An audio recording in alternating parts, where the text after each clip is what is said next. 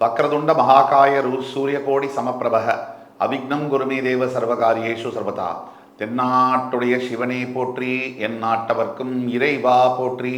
நண்பர்களே, இந்த புத்தம் புதிய காணொலியில் உங்கள் அத்துணை பேரையும் வரவேற்பதில் மிக்க மகிழ்ச்சி கொள்கிறேன். தமிழ் புத்தாண்டு பலன்கள் சிறப்பு தொகுப்பு 2026 பராபவ ஆண்டினுடைய 12 ராசிகளுக்கான பலன்கள் என்ன? அந்த வரிசையில் இன்றைக்கு நாம் பார்ப்பவிருப்பது விருச்சிக ராசி. காலபுருஷ தத்துவத்துக்கு 8ஆம் வீடு விருச்சிகம். இந்த விருச்சிக ராசி மிகவும் அபூர்வமான ஒரு ராசி. இது உங்களுக்கு நாம் ரொம்ப குறிப்பிட்டு சொல்வதற்கு பல காரணங்கள் இருக்கு. இந்த விருச்சிக ராசி ஒரு மனிதனுடைய உயிரையும் உடலையும் பிரிக்கக்கூடியது. இதை பல தடவை சொல்லியிருக்கேன். 8ஆம் இடம் ஆயுள் ஸ்தானம், அதனால மறைவு ஸ்தானம். இந்த மறைவு ஸ்தானம் ஒரு உடம்புல ஒரு மனிதன் எதை மறைப்பார்களோ அதை குறிக்கக்கூடிய ராசி விருச்சிகம். இதனாலேயே என்னவோ நம் தோழர்களாகிய விருச்சிக ராசியில் பிறந்த அன்புக்குரிய நேயர்கள் பல பேர்.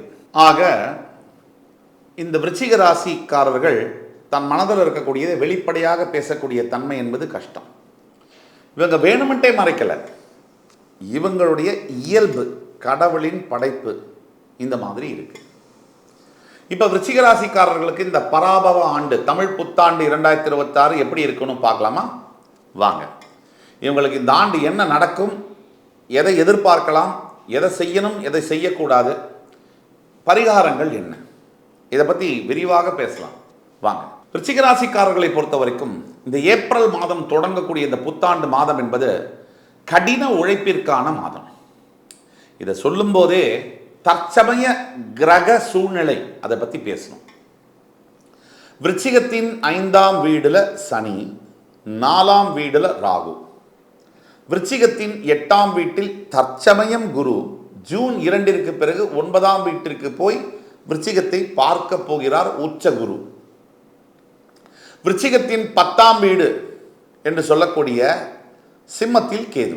இவ்வளவுதான் கிரக அமைப்பு, முக்கியமான கிரகங்களுடைய அமைப்பு. நாம் ஏன் குரு சனி ராகு கேதுடைய அமைப்பை எடுத்துக்கிறோம் அப்படின்னா, இந்த கிரகங்கள் தான் ஒரு வருஷத்துக்கு மேல மாற்றங்கள் பெறுகிற கிரகம், பெரிய கிரகங்கள். மித்த கிரகங்கள் எல்லாம், மீதம் இருக்கக்கூடிய 5 கிரகங்களும் மாதம் ஒரு முறையோ, தினம் ஒரு முறையோ, அல்லது 2 மாதம் ஒரு முறையோ, 1.5 மாதம் ஒரு முறையோ மாறிக்கொண்டே இருப்பார்கள். இந்த குரு சனி ராகு கேது தான் 1 இயருக்கு மேல மாறக்கூடிய கிரகங்கள், பர்மனண்டா இருக்கக்கூடிய கிரகங்கள். அதனால இந்த கிரகங்களை தவிர்க்க முடியாது.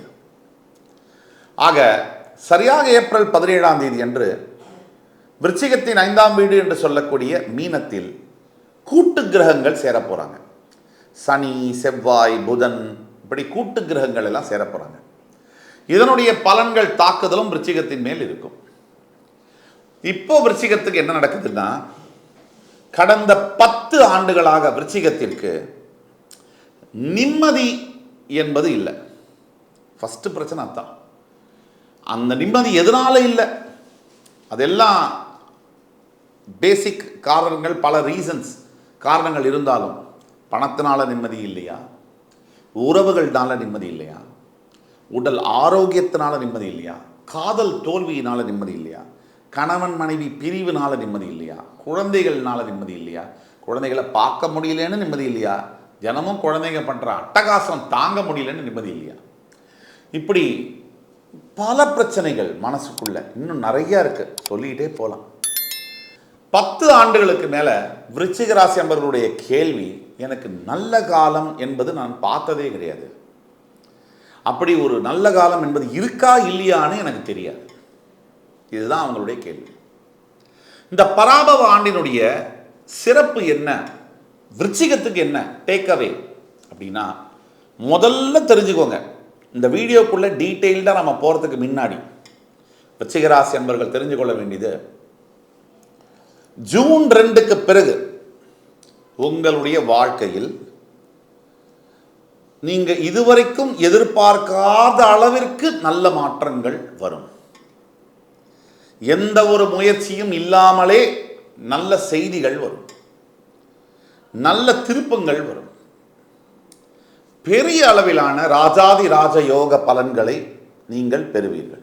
இதுதான் நிதர்சனமான உண்மை. இது குரு பயிற்சிக்கு பிறகு நிகழ்ந்தே தீரும். உங்களுடைய ராசி, உங்களுடைய 3ஆம் வீடு, 5ஆம் வீடு, இந்த இடங்களை குரு பார்க்கவிருக்கிறார். இப்போ நம்ம கூட்டு கிரகங்களை பற்றி பேசணும். 5ஆம் வீட்டில் கூட்டு கிரகங்கள் இருக்கும்போது சற்று எதிர்ப்புகள் இருக்கும். நம்ம திரும்பியும் சொன்னோம், பழையபடி விருச்சிக ராசி அன்பர்கள் வாழ்க்கையை பார்த்ததே இல்லையா அப்படின்ற கேள்விக்கு பதில் சொன்னோம். இனிமேல் ஜூன் 2 பிறகு 10 ஆண்டு இல்லை, நீங்கள் பிறந்ததுலேருந்து நீங்கள் பார்க்காத நல்ல விஷயங்கள், நீங்கள் எதிர்பார்க்காத நல்ல திருப்பங்கள், வாழ்வியல் மாற்றங்கள் வந்து சேரும். இப்போ சனியை பற்றி பேசணும்னா, சனி பகவானை பற்றி, உங்களோட 5ஆம் வீட்டில் ஏப்ரல் 17 கூட்டு கிரகங்கள் இருக்கும்போது டென்ஷன், மனசோர்வு, ஏற்கனவே சந்திரன் உங்கள் ராசியில் நீச்சம் என்பதால் சற்று கவலை, சற்று இதெல்லாம் இருக்கும். அதுக்கு மேலே டென்ஷன், மனசோர்வு, வேலை பார்க்கக்கூடிய இடத்துல பிரச்சனைகள், கொஞ்சம் எதிர்ப்புகள், இதெல்லாம் நீங்கள் எக்ஸ்பெக்ட் பண்ணணும். ஆக இந்த சனி பகவானுடைய தாக்குதல் என்பதும் கூட்டு கிரகங்களுடைய இதுவும் ஏப்ரல் மாதம் 2வது வாரம் முதல் 4வது வாரம் முடிய, அதே மாதிரி 1.5 மாதம் ஏப்ரல் 2வது வாரத்திலிருந்து மே முடிய இந்த தாக்குதல்கள் சற்று இருக்கும், பலமாகத்தான் இருக்கும். இந்த 1.5 மாதம் கவனமாக இருக்கும். அதற்கு பிறகு மடை திறந்து பாடும் நதி அலைதான் அப்படின்ற மாதிரி உங்களுடைய வாழ்க்கையில் மாற்றங்கள் வரும். இந்த 1.5 மாதம் நாம் கடைபிடிக்க வேண்டிய தாரக மந்திரம் உழைப்பு, உழைப்பு, ஃபோக்கஸ், ஹார்ட் ஒர்க், ஃபோக்கஸ். நம்ம எதை செய்கிறோமோ அதன் மேலே கவனமாக இருக்கணும், முழு கவனமும் இருக்கணும்.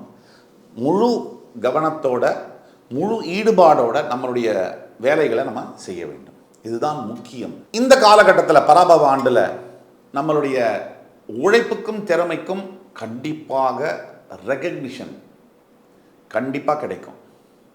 நம்ம வேலை செஞ்சதுக்கும் நம்மளுடைய திறமைக்கும் கண்டிப்பாக ஒரு மதிப்பு இருக்குது. இதை தவிர ஃபைனான்ஷியல் சிச்சுவேஷன் அப்படின்னு நம்ம பார்த்தோம்னா ரொம்ப பிரமாதமாக இருக்குது. கண்டிப்பாக இப்போ இருக்கக்கூடிய கடன் தொல்லைகள், இந்த பணம் சம்பந்தப்பட்ட பிரச்சனைகள், பல ஆண்டுகளாக இருந்து வந்த பணம், கடன் தொல்லைகள் சம்பந்தப்பட்ட பிரச்சனைகள், இது எல்லாமே முடிய வாழ்க்கையில் ஒரு புதிய கதவு, புதிய வாய்ப்புகள் திறக்கக்கூடிய ஒரு நேரமாக மே 2வது வாரம் முதல் தொடங்குகிறது. திருமணம் சார்ந்த விஷயங்கள், இப்போ நம்ம காதலிச்சுட்டே இருக்கோம். பல பேருக்கு திருமண வாய்ப்பும், திருமணம் வரன் பார்த்துட்டு இருக்காங்க, கல்யாணம் பண்ணணும். சில பேருக்கு கரெக்டான வயசு, பல பேருக்கு கரெக்டான வயசு இல்லை. ஆண்கள் குறிப்பாக 90s கிட்ஸ். இப்போ இவர்களுக்கெல்லாம் விருச்சிக ராசியில் இருக்கும். இதில் பல பேர் மனதளவில் திருமணமாவது எனக்காவது, அதெல்லாம் முடிஞ்சிருச்சுங்க, இனிமேலாம் இந்த பிறவியில் திருமணம் நடக்காது அப்படின்னு முடிவெடுத்த விருச்சிக ராசி அன்பர்கள் ஆயிரக்கணக்கில் இருக்கிறார்கள். அவர்களுக்கும் சேர்த்து தான் நம்ம பேசுகிறோம். நீங்கள் என்ன வேணால் முடிவெடுக்கலாம். மேன் ப்ரப்போசஸ், காட் டிஸ்போசஸ் அப்படின்னு சொல்லுவாங்க. ஒரு திருமணம், தாமத திருமணம் தவறல்ல. சில சமயத்தில் லேட்டாக வந்தாலும் லேட்டஸ்ட்டாக வரணும்னு சொல்லுவாங்க. தாமத திருமணத்தை நோக்கி காத்து கொண்டிருக்கக்கூடிய விருச்சிகராசி அன்பர்கள் அனைவருக்கும் சொல்கிறேன், நல்ல மனைவி, நல்ல கணவன், த பெஸ்ட் அமைவாங்க. ஏன்னா கிட்டத்தட்ட ஒரு 30 வயசுக்கு மேலே கல்யாணம் நடக்கும்போது உங்களுடைய கணவனோ மனைவி அவர்களுக்கும் 30 வயசு தாண்டி இருக்கும். அவர்களும் அனுபவப்பட்டிருப்பாங்க. எது வாழ்க்கையில் நல்லது கெட்டது சிறு வயதில் தெரியாது. அந்த வயதில் கல்யாணம் பண்ணி 2 பேரும் சண்டை போடுறதை விட கொஞ்சம் முதிர்ந்து 30 வயசுக்கு மேலே கல்யாணம் பண்ணும்போது ஒரு மெச்சூரிட்டி என்பது இருக்கும். ஒரு பிரச்சனையை எப்படி கையாள வேண்டும், குடும்ப வாழ்க்கைக்கு இது ரொம்ப அவசியம். குடும்ப வாழ்க்கைக்கு மிக மிக அவசியம் சகிப்புத்தன்மை. அது விருச்சிக ராசி அன்பர்கள் இந்த ஆண்டு திருமண பந்தம் அமையக்கூடிய வாய்ப்புகள் நிறைய இருக்குது. அதே மாதிரி மாணவ மாணவியர்களுக்கு அற்புதமான ஒரு ஆண்டு, பராபவ ஆண்டு. விருச்சிக ராசியில் இருக்கக்கூடிய மாணவ மாணவியர்களுக்கு உங்களுடைய உழைப்பு, இந்த கடினமான உழைப்பின் மூலியமாக இப்போ நீங்கள் எஃபர்ட் போட்டிங்கன்னா படிப்பில் 200% உங்களுக்கு ஜெயிக்கும். லக்கை நம்பாதீங்க, கண்டிப்பாக ஜெயிக்காது. ஹார்ட் ஒர்க் மட்டும்தான் இந்த ஆண்டு உங்களுக்கு கை கொடுக்கும் விருச்சிகத்துக்கு. இப்போ ஹெல்த் சம்மந்தப்பட்ட விஷயம் பேசுகிறோன்னா, வயிற்று பகுதியில் சில பிரச்சனைகள், ஆரோக்கிய குளறுபடிகள் வரக்கூடிய வாய்ப்புகள் உண்டு. அதே மாதிரி கொஞ்சம் அலர்ஜீஸு, இந்த தோல் சம்மந்தப்பட்ட சில அலர்ஜீஸு, சில ரேஷஸ்லாம் வரக்கூடிய வாய்ப்புகள் உண்டு. அதே மாதிரி தொண்டை பகுதியில் சில சிக்கல்கள் வரக்கூடிய வாய்ப்புகள் உண்டு. தொண்டையில் சொல்கிற மாதிரி சில என்ன சொல்கிறது, இன்ஃபெக்ஷன்ஸு அப்படிலாம் வரக்கூடிய வாய்ப்புகள் உண்டு. இதில் நீங்கள் ஜாக்கிரதையாக இருக்கணும். தேவையில்லாத உணவை தேவையில்லாத நேரத்தில் தேவையில்லாத இடத்துல சாப்பிட்றதும், உணவை விட்டுட்டு ஸ்கிப் பண்ணி சாப்பிட்றதும் உடல் ஆரோக்கியத்தில் பெரிய விளைவை விருச்சிகத்துக்கு இந்த ஆண்டு விளைவிக்கும். அது மாதிரி உங்களோட 4ஆம் வீட்டில் இருக்கக்கூடிய ராகுனால கண்டிப்பாக வாகனத்தை ஓட்டும் போது, நான் பாரு வீலிங் போடுறேன், நான் பாரு பைக்கை மேலே தூக்கி வைக்கிறேன், கீழே இறக்கி வைக்கிறேன், நான் காரை அப்படி வேகமாக ஓட்டுறேன், தண்ணியை போட்டு காரை ஓட்டுறது, இந்த தேவையில்லாத ஜாதி ஒரு கிக்குக்காக அதை பண்ணுறேன் இதை பண்ணுறேன்னு பண்ணுறது, இந்த கிக்குக்காக பண்ணவங்க பல பேர் இன்றைக்கி உயிரோடு இல்லை.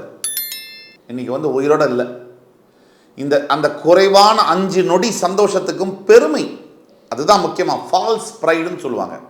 இது தவறான ஒரு கௌரவம். மனசுக்குள்ளேயே இந்த மாதிரி பண்ணால் நம்மளை பெரிய ஆளுன்னு நினைப்பாங்க, கை தட்டுவாங்கன்ற தவறான ஃபால்ஸ் ப்ரைடுக்காக பண்ண பல இளைஞர்கள் இன்றைக்கி உயிரோடு இல்லை. 10 பேர் பண்ணாங்கன்னா 7 பேர் விபத்து, 2 பேர் தப்பிச்சாங்க. இதுதான் உண்மை. ஆக இந்த ட்ராவலில் டிலே ஆகக்கூடிய வாய்ப்புகள், ரஷ் பண்ணி ட்ராவல் பண்ணுறது, கேர்ஃபுல்லாக நம்ம எந்த பொருள் எடுத்துகிட்டு போகிறோமோ எடுத்துகிட்டு வரதெல்லாம் கவனமாக இருக்கணும். விருச்சிகத்தின் 10ஆம் வீட்டில் இருக்கக்கூடிய கேது கண்டிப்பாக வேலை செய்கிற இடத்துல என்ன பண்ணுவார்னா, பின் முதுகு, உங்கள் முதுகுக்கு பின்னாடி கூட ரொம்ப நீ இல்லைன்னா நான் இல்லை, என்னுடைய பிரதர் மாதிரி சிஸ்டர் மாதிரின்னு பழகக்கூடியவர்கள் உங்கள் பிற முதுகில் குத்துவாங்க. உங்களுடைய புறமுதுகை அவங்க அட்டாக் பண்ணுவாங்க. கண்டிப்பாக உங்களுடைய வேலைக்கு உல வைப்பாங்க. காசிப்பிங் தவறில்லை, ஒரு அளவோட. உங்கள் பர்சனல் மேட்டர்ஸை ஆஃபீஸில் நீங்கள் யார்கிட்டையுமே எந்த சூழ்நிலையுமே டிஸ்கஸ் பண்ணக்கூடாது. இதுதான் முக்கியம். ஒட்டு மொத்தத்தில் விருச்சிக ராசிக்கு இந்த குரு பார்வை ஜூன் 2க்கு பிறகு வரும்பொழுது உங்கள் வாழ்க்கையின் கதவுகள் திறக்கப்படும். உங்கள் வாழ்க்கையின் வாய்ப்புகள் உங்களுக்கு பாதங்களில் சமர்ப்பிக்கப்படும். அங்கிருந்து தொடங்குது அந்த புள்ளியிலிருந்து உங்களுடைய வாழ்க்கை என்பது. அதற்கு பிறகு இப்போ நாம் சொல்லக்கூடியதெல்லாம் பொது பலன்கள். 25லேருந்து 30% வேலை செய்யும். இதுக்கு மேலே உங்களுடைய பிறவி ஜாதகம், பிறப்பு ஜாதகம் இருக்குது, அதுதான் 60லேருந்து 70% வேலை செய்யும். இவ்வளவு சொன்ன பிறகும் உங்களுக்கு நான் சொன்னபடி நடக்குது அப்படின்னா ஓகே.